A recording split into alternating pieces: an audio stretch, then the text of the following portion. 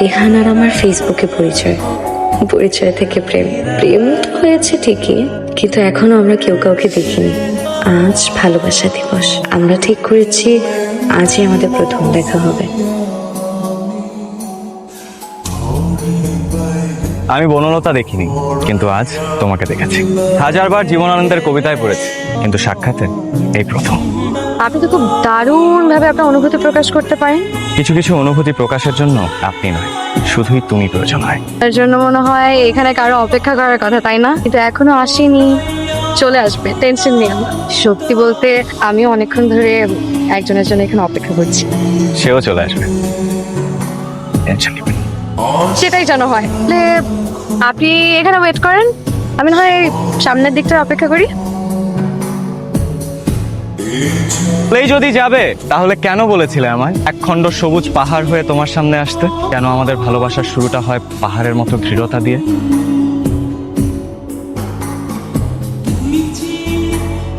কিভাবে বুঝবো বলো?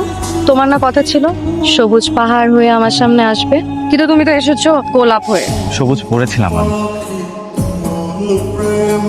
সবুজ পাহাড় হতে পারি, একগুচ্ছ গোলাপ হয়ে এসেছি। যেন আমাদের ভালোবাসার শুরুটা হয় গোলাপের উষ্ণতা দিয়ে। রিহানের সাথে আমার প্রথম দেখা, প্রথম প্রেম। ছেলেটা যে কি ভালো, কি সুন্দর, তুই বিশ্বাস করবি না। তোর কথা আমি বিশ্বাস করতেও চাই না।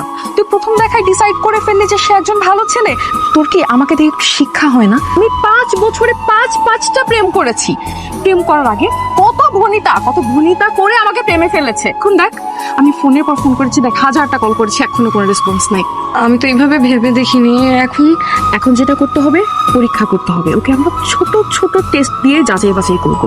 দিয়ে ও সবগুলো পরীক্ষায় পাশ করে, তাহলে বুঝে যাবি যে he is the right person for you. কি যে সুন্দর করে কথা বলে।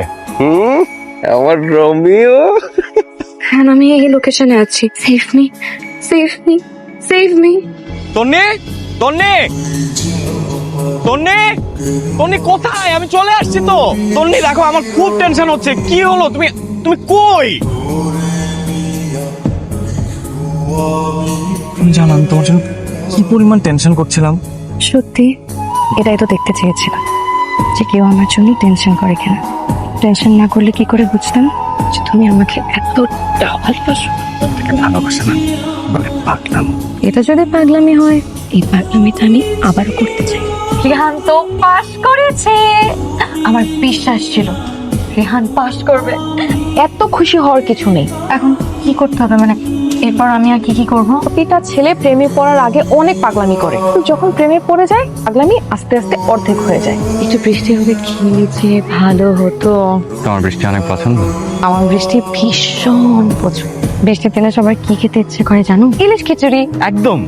আমার কি খেতে ইচ্ছে করে জানো? ভীষণ প্রিয় মানুষ খুব কাছাকাছি হতে হলে তারপর চুই ঝাল খেতে। চুই ঝালে কোনো সমস্যা? না না না, আসলে ব্যাপারটা খুব রোমান্টিক হচ্ছিল তো, তার মাঝখানে হঠাৎ করে ঝাল। আজকে তো বৃষ্টি নেই, তো কি হয়েছে, কল্পনার বৃষ্টি নামিয়ে নিব। এখানে তো চুই ঝালও নেই। রাস্তার ঠিক ওই পাশটায় একটা চটপটির দোকান আছে, চলো যাই। খাও। আচ্ছা, কি যে মজা আর কি যে ঝাল, তাই না? একটু ঝাল দেবো, একটু মরিচ দে।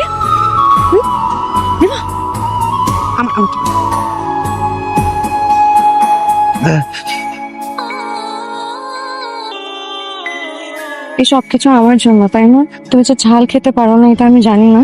কি ভালোবাসো আমাকে। এই পাগলামিটা যেন সারা জীবন থাকে। কিসে তোর এরকম করতেছস কেন? একটু ঝাল খাইছি তো, তাই একটু কষ্ট হচ্ছে আর কি, এরকম লাগছে। ঝাল খাইছস মানে? খাই নাই, খাওয়াইছে। কে খাওয়াইছে? মানে হয়েছে কি তো, মানে ও তো খুব ঝাল খেতে পছন্দ করে।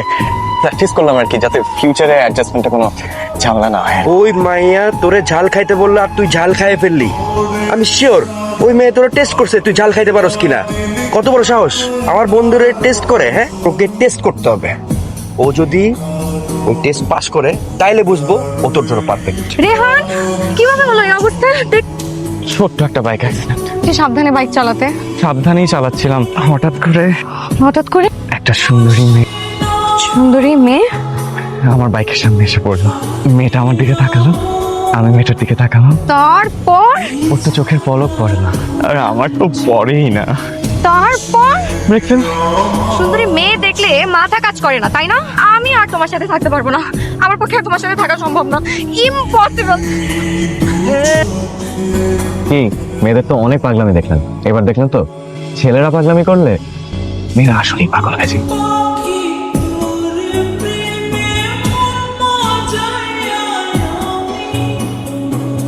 আমার মেয়ে আমার সাথে এত বড় একটা চিট করবে? তোমাকে আমরা স্বাধীনতা দিয়েছি, তার মানে এই না যা ইচ্ছে তাই করে বেড়াবে। বাবা, আমি রেহানকে ভালোবাসি। আমি তোমার বিয়ের সিদ্ধান্ত নিয়ে ফেলেছি, তুমি কালই ওই ছেলের সাথে গিয়ে দেখা করবে। আমি জানি না আপনাকে বলা হয়েছে কিনা, অলরেডি বাবার সাথে আমাদের এঙ্গেজমেন্টের ডেটটা ফাইনাল করে। কেমন আছো? সত্যি ভালো আছো? রিহান, আমার এঙ্গেজমেন্টের ডেট ফিক্সড হয়ে গেছে। আমি তোমাকে ছাড়া থাকতে পারবো না, প্লিজ কিছু একটা করো। চলো না, আমরা দুজনে পালিয়ে যাই। পালাবো না তুমি, পালিয়ে যাওয়া মানে হেরে যাওয়া। এরপরে এতগুলো মানুষকে কষ্ট দিয়ে আমি তোমাকে নিয়ে পালিয়ে যেতে পারবো না, আমি সেটা তোর আমাকে ছাড়া ঠিকই থাকতে পারবে, তাই তো? হয়তো একদিন তুমি ঠিকই আমাকে খুঁজবে, তখন আর আমাকে পাবে না।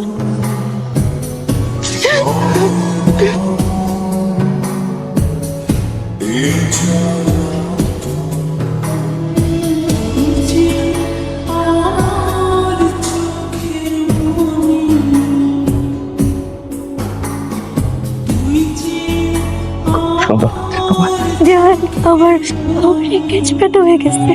নিজেকে মানিয়ে নেব, একটু একটু করে সংসারটাকে গুছিয়ে নেব, নতুন জীবনের সাথে আস্তে আস্তে নিজেকে জড়িয়ে নেব।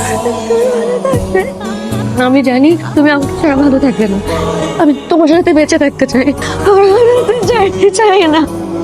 তুমি যাও, তুমি যাও প্লিজ।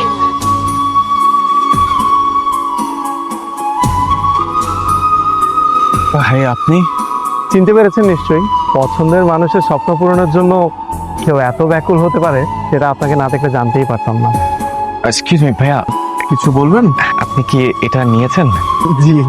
আসলে ভাইয়া, আমার গার্লফ্রেন্ড পুতুলটা খুব পছন্দ করেছে। গার্লফ্রেন্ড? ও মাত্রই মন খারাপ করে বের হয়ে গেল। শেষ হচ্ছে না ভাইয়া, আমি ছবি রাখি ভাইয়া। ও নাইস কাপল। ও পুতুলটা খুব পছন্দ করেছে। এটা তো আমি আমার একটা ভাগ্নির জন্য নিয়েছি। বুঝতে পেরেছি, মানে আপনি যদি কিছু মনে না করেন, আসলে ও আসলে কিছু চাইলে আমি ঠিক না করতে পারি না। গার্লফ্রেন্ড না? জি তাহলে এটা আপনিই রাখুন। ভাইয়া, thank you so much, thank you so much ভাইয়া, thank you. Best of lakh.